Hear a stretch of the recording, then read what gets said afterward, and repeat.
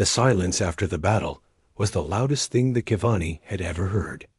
The constant, grinding hum of the draft was gone. In its place was the quiet hiss of cooling metal from the fallen pods, the low thrum of the hardened shield generator, and the distant, efficient sounds of human soldiers securing the perimeter. The humans did not cheer. They assessed, reported, and began the work of cleanup in the central spire.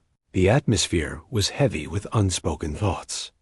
The Kivani Council sat, not in despair as before, but in a state of profound shell-shock. They had been saved, utterly and completely. The images replayed in their minds, the precision strikes, the brutal welding, the impossible strength of a single soldier holding back a machine's arm. They had witnessed a form of power that was as alien to them as the vacuum of space. Captain Yuna and her core team entered. The contrast was painful. The humans, even trying to move softly, sounded like a rock slide compared to the whisper of Kivani movement. Their clothes were stained with dust and minor scorch marks. They smelled of ozone, sweat, and metal. They were realities that had forcibly entered a dream. The immediate threat is neutralized. Yuna began, her voice carefully measured. The Drath mothership has broken orbit. Our ship is tracking it. It appears to be leaving the system. The loss of so many harvesters with zero gain seems to have unbalanced their economic logic. They are moving to find easier feeding grounds. Counselor Tevan tried to find words. You have. You have done what you said you would. Our world is safe. The gratitude was there, but it was buried under layers of awe and fear. Scholar Kalen looked at the main viewing pane, which showed the human engineers beginning the careful process of removing their duralloy plates from the shield nodes. And you will undo the modifications? You will make our city whole again? Engineer Hume cleared his throat. We can remove our additions, yes, but the original crystal emitters were stressed by the overload. They will need to be recalibrated by your people. We can show you how to reinforce them without the plates, using your own methods, just sturdier. The idea that their own gentle technology needed to be made sturdier hung in the air. It was the lesson of the day. Medical Officer Laya stepped forward. Counselors, there is another matter. My teams have been scanning your population since we arrived. You are all well, but we have detected the early signs of potential cross-species microbial transfer. Our bodies carry organisms that are harmless to us, but are unknown here. We have been filtering our air, but the risk remains. With your permission, we would like to provide a broad-spectrum prophylactic treatment. It will prevent any possible infection. The Kivani looked at each other. Even their salvation came with a needle. A necessary clinical intrusion. Tevan nodded slowly. We accept your care. It was then that Yuna delivered the final piece. The Drath are gone, but they, or something like them, may come back. The galaxy now knows that Ilara is defended, but also that it is rich. She paused, letting the weight of the future settle. We cannot stay forever. Our ship, our people, have other duties. But we will not leave you as we found you. Commander Min took over, his tone pragmatic. We propose leaving a small contingent. A liaison team. Perhaps 10 of our people. They will help you build a permanent planetary defense grid, one you can control. They will train volunteers from your people in its operation and basic maintenance.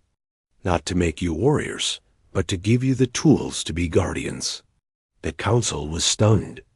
The thought of Kivani operating the terrible, powerful machines of war was unthinkable. Yet, the memory of their own helplessness was fresh. You would teach us. To be like you? Tevan asked, a tremor in his voice. No, Yuna said, and the word was surprisingly gentle. We would teach you to be like yourselves, but with options. You will never be like us. You should not want to be. Your world made you kind. Our world made us tough. We are not giving you our nature. We are giving you a tool. A very sharp tool, to be kept on a high shelf and used only when all other shelves are empty. The metaphor, simple and clear, finally bridged the gap. The Kavane began to understand. The humans were not trying to replace their song with a war chant.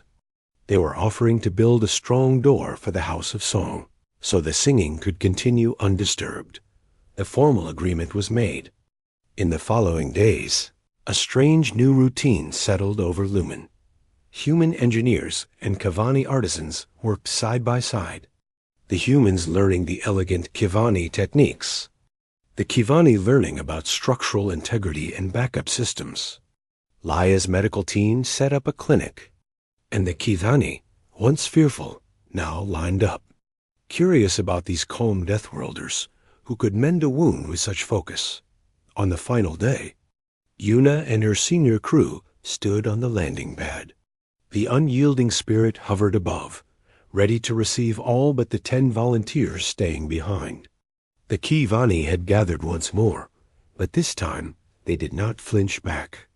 They watched with a new solemn respect. Tevan approached Yuna. "Captain, we misjudged you. We asked for life, expecting a gentle hand.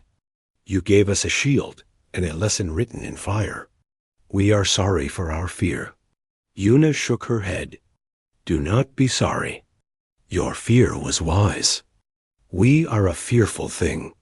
You taught us something too. You showed us that not all strength looks like strength. Your perseverance, your hope, that is also powerful. It is why we came." She looked out at the city, the crystals beginning to gleam again without the gray armor, the scars of the battle already being healed by fast-growing, resilient Kivani plants. "We will go now. Your system will be marked in our records and in the Concords as a protected ally of Terra. The liaison team will be here if you need them, to fix a generator or to answer a question." The farewells were quiet, simple nods and gestures of respect between beings who knew they were fundamentally different, yet now permanently connected. As the human shuttle lifted off, carrying Yuna, Min, Jay, Hoon, and Laya back to their ship, the Kavani did not wave. They sang, a single clear, harmonious note that rose from the entire city, a sound of thanks and of hard-won understanding. On the bridge of the unyielding spirit, as the ship turned its nose toward the starry dark, Min finally let out a long breath. "Do you think they'll be okay?" Yuna watched Ilara shrink on the viewscreen, a fragile, beautiful blue marble. "They will be different. But yes, they'll be okay. They know the galaxy contains wolves now. And they know that sometimes a wolf can be a friend." She turned to her crew. "Set a course for home, and prepare the full report. The Concorde will have questions." The ship jumped faster than light, leaving the gentle world behind. In Lumen, the Kivani looked up at the stars, no longer just seeing beauty, but also complexity, danger, and a strange, fierce kind of hope. They had pleaded for help from the depths of their gentle hearts. They had not known the terrifying, magnificent shape that help would take. But they knew now. And in the new, quiet strength of their rebuilt city, they began to understand the most important lesson of all, that in a hard universe, survival is a gift. And it is a gift that can sometimes, strangely, be given by the hardest hands of all. The fall of the Harvester pod was not a victory. It was a statement. The Drath Swan logic processed the new data. An obstacle had actively fought back. The response was not tactical, but exponential. From the lumbering mothership in high orbit, a dozen more pods detached, falling toward Lumen like hard, ugly seeds. On the ground, the mood shifted from stunned awe to a tense, buzzing activity. The humans did not celebrate. They worked.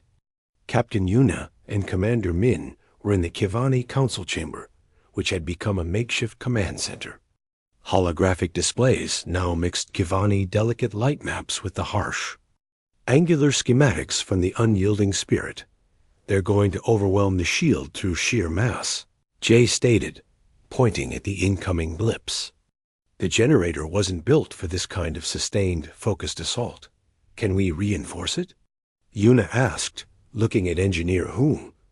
Hoon was already studying the Kivani generator schematics, his brow furrowed.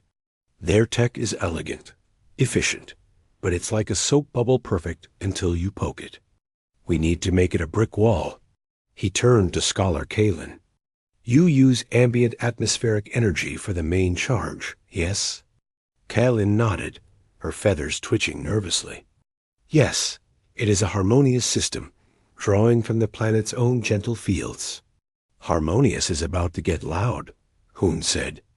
We need to hardwire in secondary power from our ship's reactors. And we need to replace the phase emitters at the 6 main nodes. Your crystals are beautiful, but they'll fracture under a sustained barrage. We have duralloy capacitors that can take the load. Replace them? Tevan asked, horrified. That would take days. The architecture. It is part of the whole. We're not replacing the spire, Hoon said, his voice patient but firm. We're bolting on armor plates. My team can do it in 4 hours. But I need your permission to modify your city. The Kivani Council looked at each other. The sound of the distant, fallen pod's grinding saw was a constant reminder. Tevan closed his large eyes for a moment, then opened them. Do it. What followed was a spectacle that further severed the Kivani's understanding of the universe. Human engineers, encased in powered exoframes that made them look like giant metal insects, descended on the graceful, crystalline shield nodes. They didn't use subtle tools. They used plasma cutters that roared with blue flame, welding torches that spat sparks, and massive hydraulic drivers that thumped with deep, jarring beats. They clamped heavy, gray duralloy plates over the delicate Kivani crystal filigree. They ran thick, insulated cables like technological veins across the pure white streets. The Kivani watched from a distance, their musical language hushed. It looked like a violation, a brutal, practical defacement of their beauty to preserve their existence. Laya, the doctor, moved among them, her medical scanner in hand, but her eyes on their faces. She saw not gratitude, but trauma. They are saving your lives, she said softly to a group of onlookers. The beauty is not gone. It is just protected now. Up in orbit, the unyielding spirit began a slow, menacing patrol, daring the Drath mothership to engage. It did not. The mothership was a processor, not a warrior. It simply sent more pods. The shield, now fed by the raw, thrumming power of a Terran fusion reactor, held. The first wave of pods hit the energy barrier and recoiled, their cutting beams splashing harmlessly against the intensified field. The swarm logic adapted. If they could not cut through, they would swarm under. The pods changed trajectory, aiming for the ground just outside the city limits, beyond the shield's dome. They landed in the soft, cultivated plains that fed Lumen. Their legs dug into the soil, and they began to march. A line of 12 mechanical monsters, each 10 meters tall, began a slow, deliberate walk toward the city, planning to simply step over the shield's lower boundary. They're going for a physical breach, Min observed on the command display. They'll trample the generator complex. Yuna turned to Jay. Can the spirit pick them off from orbit? Too close to the city. Risk of collateral damage from debris. This needs a ground response. Yuna nodded. She had hoped to avoid this. Send in the rapid response team. Stop them at the perimeter. Non-lethal disablement if possible. But stop them. The Kivani word for what happened next would later translate roughly to the walking of the mountains. From a secondary human landing craft, a squad of 10 soldiers emerged.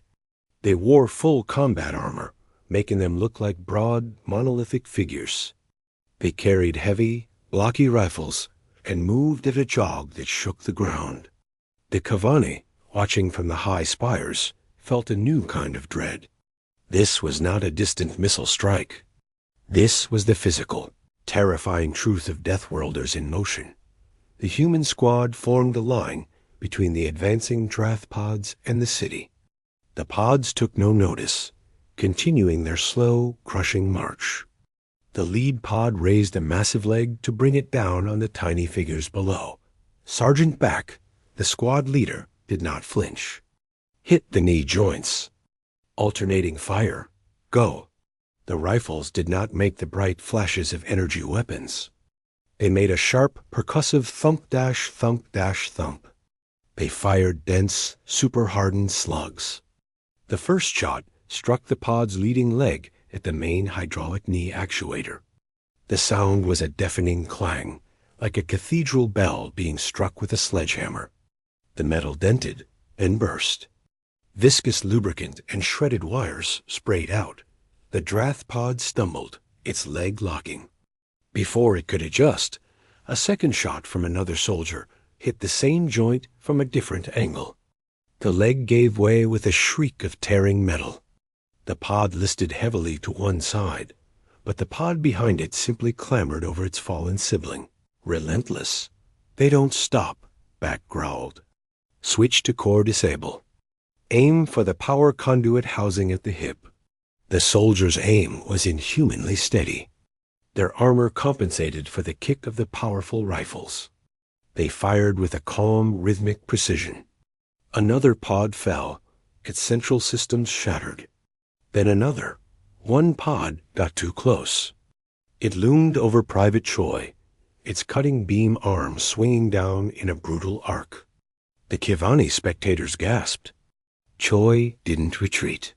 He dropped his rifle, letting it hang on its sling, and in one fluid motion grabbed the descending arm.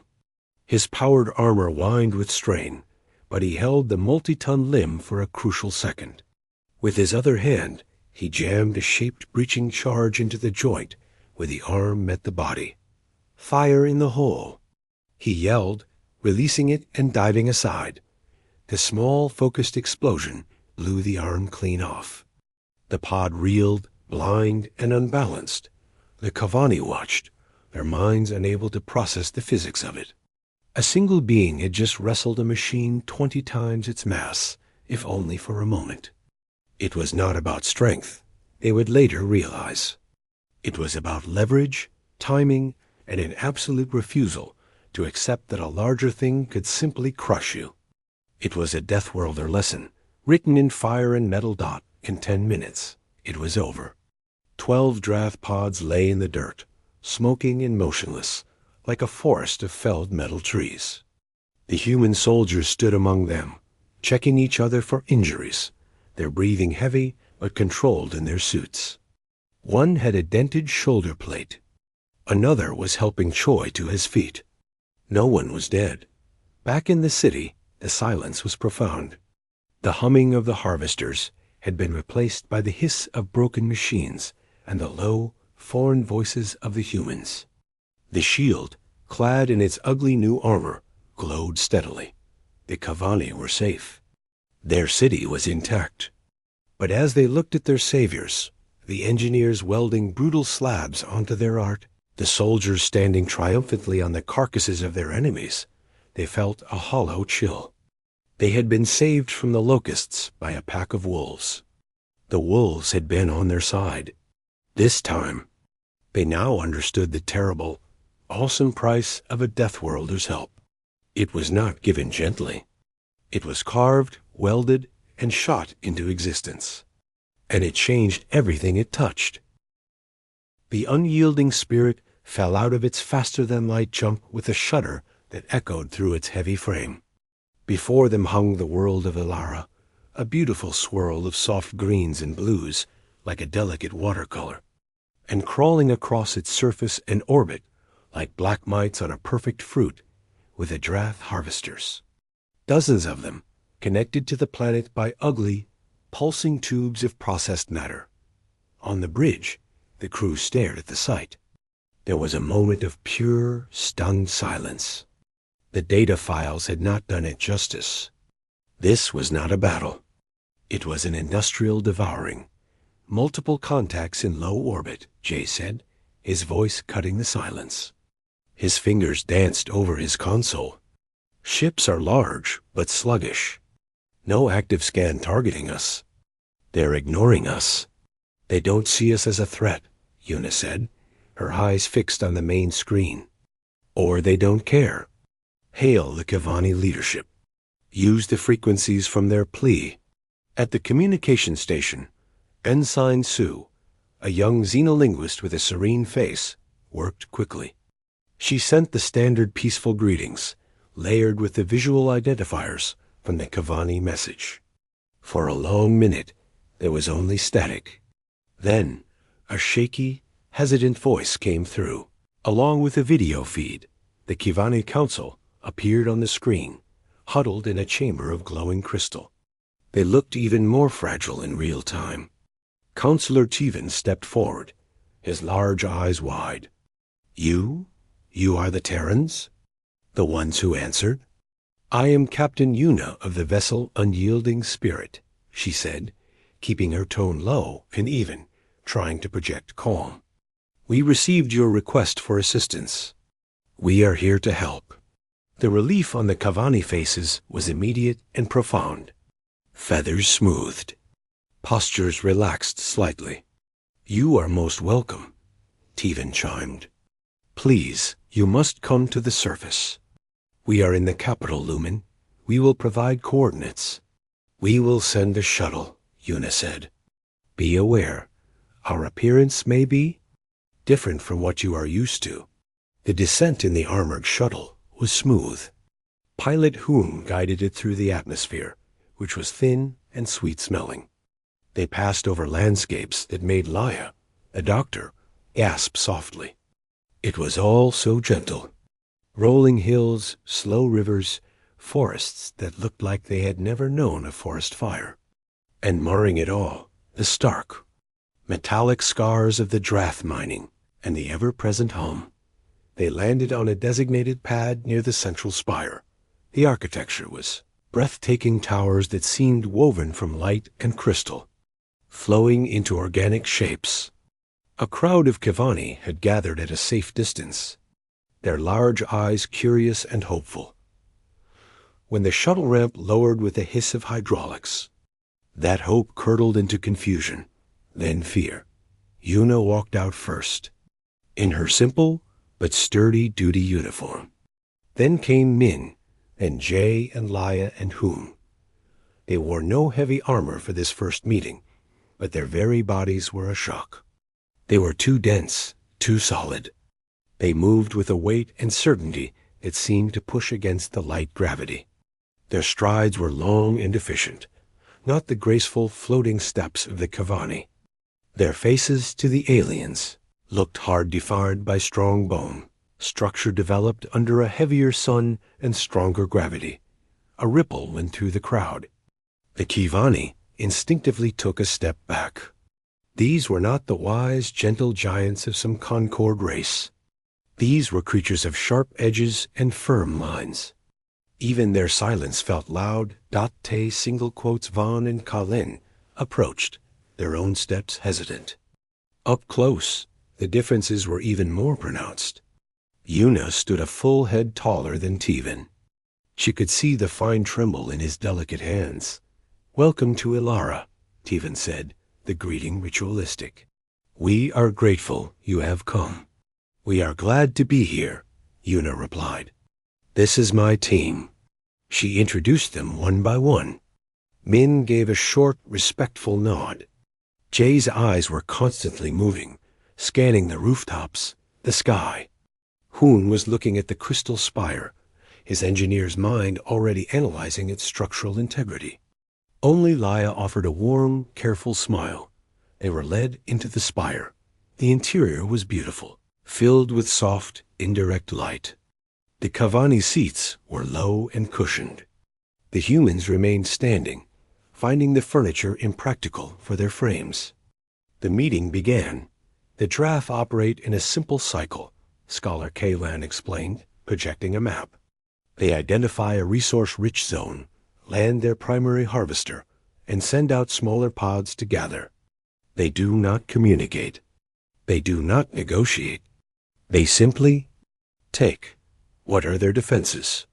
Jay asked, his voice a low rumble that seemed out of place in the soft chamber. Defenses? Teven asked, confused. They have thick hulls. Their smaller pods have cutting beams for material. They do not have weapons, as you might think of them. They never needed them. Before Jay could reply, a deep, resonant boom echoed through the crystal city. The very floor vibrated. The Kivani froze, a wave of pure terror passing through them. One of the junior council members let out a low, mournful warble. A screen lit up, showing the eastern edge of the city. A Drath harvester pod, a ugly, six-legged thing the size of a building, had landed just outside the energy shield that protected Lumen. It was extending a massive, circular saw towards the shield generator complex itself. They have never attacked the shield directly before. Kalen cried. They always avoided our cities. They're adapting, Min said quietly to Yuna. The shield is in their way. So they're removing it. On the screen, the shield flickered as the saw began to grind against the protective energy, sending showers of sparks into the air. The Kivani Council descended into quiet, despairing chaos. This was it. The end. Their one defense was being chewed through. Yuna turned to Jay and gave a single, sharp nod. Then she looked at Teven. Counselor, we need your permission to engage the enemy within your city's vicinity.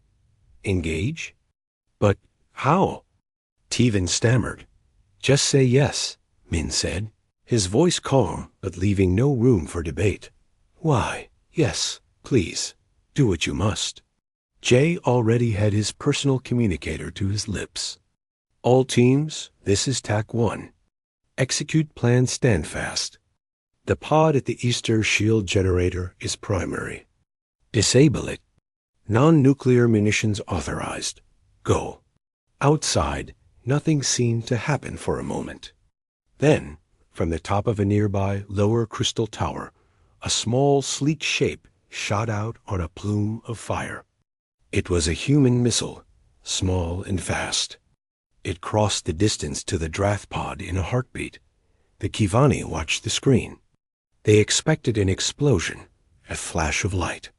Instead, the missile struck the joint between the pod's leg and its main body. There was a sharp crack, visible as a puff of debris, and the leg buckled. The massive saw tilted, screeching against the ground instead of the shield. Before the Drath pod could react, 2 more missiles hit other leg joints. The pod, a creature of pure function, shuddered and collapsed onto its side, its saw biting harmlessly into the earth. It tried to right itself, but its movements were now clumsy, broken. The silence in the council chamber was absolute. The whole engagement had taken less than 15 seconds. The humming dread of the Drath weapon had been replaced by the pathetic, grinding noise of a trapped machine. Jay spoke into his come again. Generator integrity? A voice crackled back. Shield stable? Minor drain. Pod is immobilized. No further hostiles in visual range. Yuna turned back to the Kivani. Their faces were no longer filled with relief, but with a kind of stunned, deep awe that bordered on horror. They had just witnessed violence of a precision and speed that was alien to their very souls. It was not a brawl. It was a surgery performed with explosives. They had been saved, yes, but they now understood, viscerally, what their saviors were. They had pleaded for help from the depths of their gentle hearts. They had not known that help would arrive with the cold, efficient face of a predator. The message from the stars was flagged, translated, and routed through a dozen bureaucratic layers on Luna. It finally landed on the desk of Commander Min, in a quiet office overlooking the Tycho shipyards. Min was a practical man, his face bearing the lines of long duty rather than age. He had served on Martian ice mining operations and asteroid belt patrols, where mistakes were measured in lives lost. He played the Kivani's plea. He watched the delicate, feathered alien speak of peace and impending doom. He saw the footage of the draft harvester's big, brutalist ships that moved with the blind, relentless purpose of locusts. He felt no great surge of emotion, just a cold, professional assessment. Problem, solution needed. He forwarded the packet to his superior with a single note. This is a threat to a sentient, non-aggressive civilization. It is also a test. Recommend we answer. That superior was Captain Yuna, commander of the deep space vessel Unyielding Spirit. The ship was not the largest in the fleet, but it was built like a fist. Its design philosophy was pure Terran pragmatism. Redundant systems, thick armor plating grown from carbon weave, and engines that could push crushing acceleration because its crew was trained to endure it. It was a ship made for the hard, empty places. Yuna reviewed the data in her ready room. She was a tall woman with a calm, focused presence that quieted rooms. She had grown up in the mountainous regions of Korea, where the weather changed in an instant and the land was unforgiving. She understood survival. She saw the Shivani not as weak, but as different. Their world had asked different things of them. Now the universe was asking something new, and they were failing. She called a meeting. Around the small table sat Lieutenant Che, her tactical officer, a man with sharp eyes who saw everything in terms of angles and vectors. Chief Medical Officer Laya, whose gentle hands belied a spine of steel forged in emergency field hospitals. And Engineer Hoon, who could make machines sing, and whose solutions were often brutally simple. The Galactic Concord has denied them aid, Yuna stated, her voice level. Citing non-interference. They've contacted us. The Deathworlders, Jay said, a faint smirk on his lips. They're asking the wolves to guard the sheep. They are asking for protectors, Yuna corrected, though she knew he was right in essence. The draft appeared to be a scavenger swarm.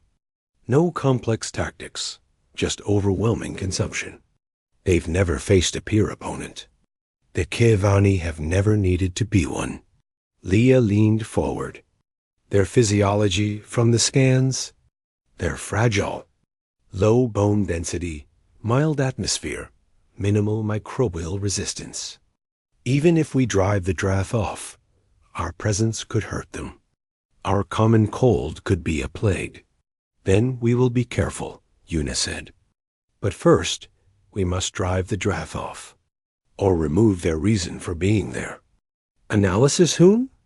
The engineer scratched his chin. Those harvester ships, they're tough, but look at the energy signatures. They prioritize processing power, not shields. They're built to strip defenseless rocks. A few precise hits on their collector arrays and material intakes would cripple them. They're bullies. Never been punched in the mouth. Yuna considered them all. The decision was hers alone. To go would be to step onto the galactic stage, not as newcomers, but as interveners. It would define humanity in the eyes of the Concord and the Kavani. To stay was safe and politically cautious. She thought of the Kavani's large, frightened eyes on the recording. She thought of the Drath ships, methodically eating a living world.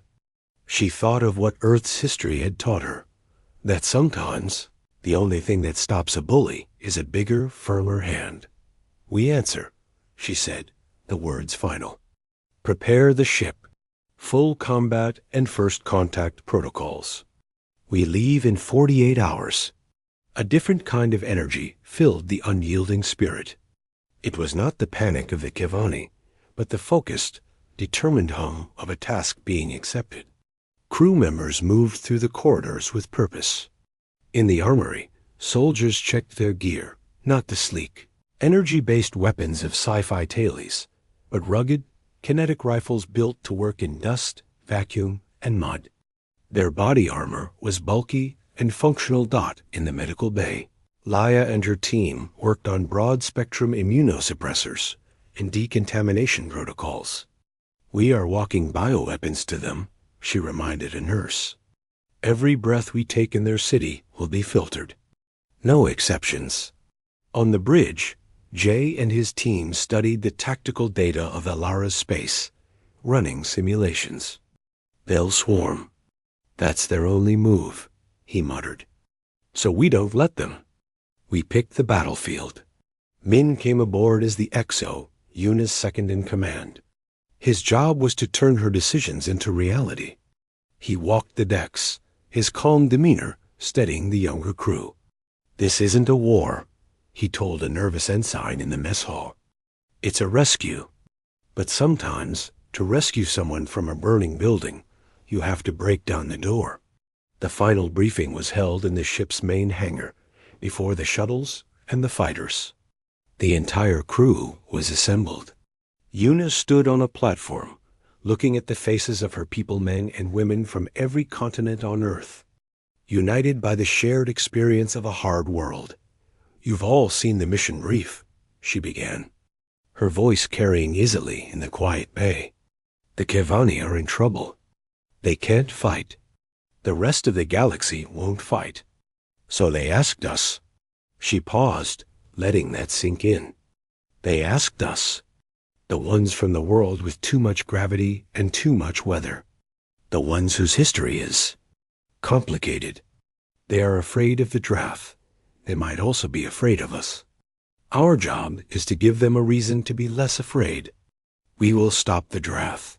We will protect the Kevani civilians. And we will show the galaxy that humanity does not stand by while the helpless are erased." She looked at Hoon, at Laia, at Jay, at Min. "This is what we built this ship for. Not for conquest. For this. We are the unyielding spirit. Let's go prove it." As the ship's powerful engines spun up, vibrating through the deck plates, Min took his station on the bridge beside Yuna. "Long way to go to pick a fight," he said quietly. "We're not going to pick a fight." "Commander," Yuna replied, watching the stars begin to streak past the viewport. "We're going to end one. And hopefully teach a different one how to begin." The unyielding spirit tore a hole in space and slipped into the faster-than-light tunnel. Behind them, Lunar Command logged the mission. First contact, emergency relief. But the crew knew it was more than that. It was an audition. They were the answer to a cry for help, an answer forged in gravity storms and ice ages. They carried with them the instinct to survive, and the dawning idea that survival could be a thing you gave to others, even if you had to break a few things to do it. Ahead lay a gentle world and a ruthless enemy. They sailed toward both, a piece of their hard home moving through the soft, dark void. The silence of the Kevani homeworld, a planet they called Ilara, was being eaten. It was not a loud sound, but a pervasive, grinding hum that seeped into the beautiful, crystalline spires of their cities and vibrated in the hollow bones of the people. The sound came from the sky, from the dark, insect-like ships of the draft. They descended in relentless waves, not to conquer, but to consume. They stripped forests, siphoned oceans, and bored into mountains, reducing the gentle beauty of Alara to raw material to feed their endless, hungry swarm. In the central spire of the capital city, Lumen, the Kevani High Council gathered. They were slender beings, covered in soft, downy feathers of muted blues and grays. Their large, dark eyes were built for seeing in the soft twilight of their world, not for the harsh realities of invasion. Counselor Tevan, his feathers ruffled with anxiety, watched a holographic display.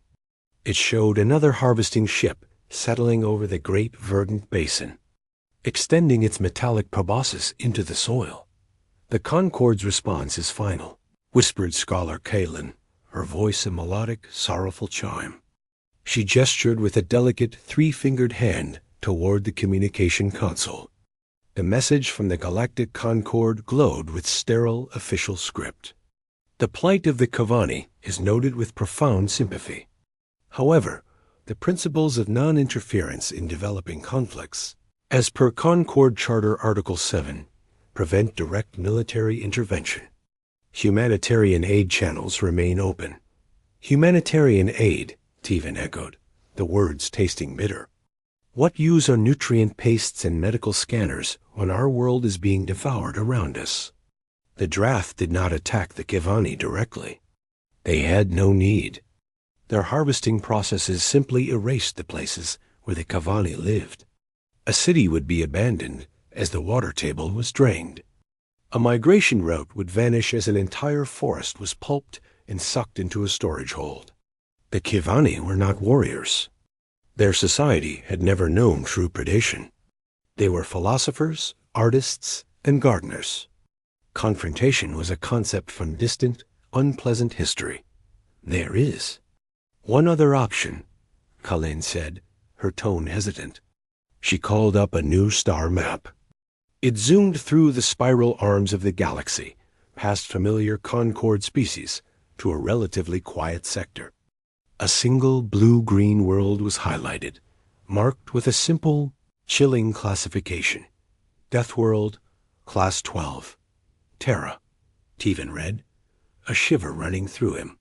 The file was sparse, compiled from long-range scans and a single, cautious probe.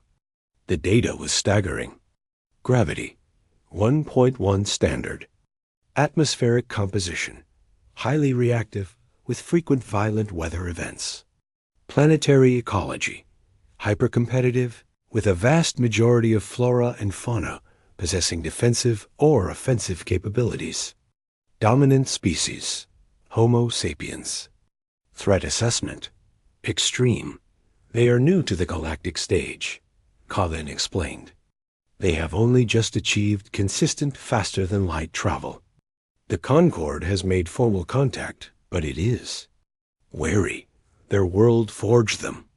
They are resilient beyond measure. They survive conditions that would kill a Kavani in moments. They are, according to the little we know, natural problem solvers. And they have a concept they call compassion. They are monsters, another counselor hissed. Look at the supplemental data. Their history is a litany of internal conflict. They wage war on their own kind over ideas and resources. And they also build and explore and create art, Clint countered softly. They are a paradox, but they are powerful. The Drath are a problem. Perhaps a Deathworlder is the only solution. The debate lasted for hours, as the hum of the harvesters drew nearer to Lumen. Fear of the known, the slow, inexorable consumption by the Drath wrestled with fear of the unknown, inviting creatures from a nightmare world into their midst. Finally, as a new column of smoke rose on the eastern horizon from a mining operation gone destructively awry, Tevan made the decision. We have no other path, he said, his voice heavy. Send the plea. Broadcast it on all frequencies, with the Concord's translation protocols. Be clear in our desperation, and be clear in our helplessness. The communications officer, a young Kavani named Elsie, prepared the broadcast. It contained visual records of the Drath harvests, atmospheric and biological scans of Elara showing its rapid degradation, and a direct verbal plea from Tevan himself. To the people of Terra, he said, his large eyes full of a profound, weary sadness. We, the Kavani of Elara, beg for your assistance. A force is destroying our world, and we cannot stop it. We are a peaceful people. We have nowhere else to turn. Please, if you can hear this, help us. Before sending it, as per protocol, they informed the Concord liaison. The response was immediate and alarmed. The holographic form of Concord emissary G. O. Larn, a reptilian species known for their calm, appeared. Do not do this, counselor. You are acting from fear. You do not understand what you are asking for. We understand extinction, Tevan replied flatly. You think you do. G. Olarn insisted, his tongue flicking out in agitation. The Drath are scavengers. They are a known, if unpleasant, quantity. The humans, they are an unknown. Their psychology is shaped by a universe of constant threat. Their help will not be gentle. It will not be clean. You plead for a gardener to weed your fields, but you will get a wildfire. It will burn the weeds, yes, but what else will it burn? Reconsider. Wait for a Concord relief vessel. We have waited. And while we wait, our world dies, Tevan said. He nodded to Elsie. Send the message. The plea shot out into the void, a tiny digital cry wrapped in layers of translation code. It traveled for weeks, crossing the gulf between stars. On Elara, the Kivani waited, hope a fragile, fluttering thing in their chests. They huddled in their beautiful, threatened cities and watched the Drath ships blot out their sun. They imagined rescuers who might be wise and gentle, perhaps like the elder races of the Concord, but stronger. They imagined benevolent giants who would reason with the Drath, or build a shield around their world, or simply frighten the scavengers away with a show of advanced technology dot their imaginations. Shaped by a gentle world, failed them completely. They could not conceive of the sheer, visceral physicality of a Deathworlder's existence. They could not picture a being whose bones were dense from crushing gravity, whose blood carried fierce antibodies from 1 billion microscopic wars, whose mind was honed by millennia of outsmarting predators and weathering cataclysms. They asked for saviors, picturing angels. They had, instead, called for demons. And their plea, a single desperate note of music, had just reached the ears of a species whose symphony was written in thunder.